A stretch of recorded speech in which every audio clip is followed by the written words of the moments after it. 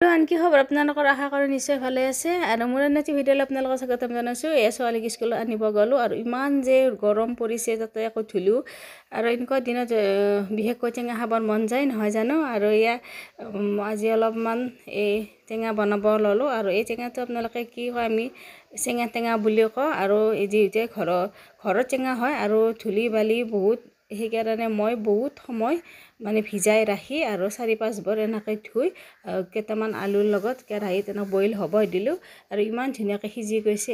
তাৰপিছত মই এটা গিলাচ লৈ এনেকৈ মোহাৰি ধুনীয়াকৈ গোটেইখিনি মোহাৰি ল'লোঁ আৰু এই টেঙাটো বিশেষকৈ পেট গৰম হ'লে আৰু পেট কামৰ এনেকুৱা ধৰণৰ পেটৰ প্ৰব্লেম হ'লে বহুত ভাল হয়, পেটটো ঠাণ্ডা পৰি থাকে, বিশেষকৈ গৰম দিনত খালে ভাল।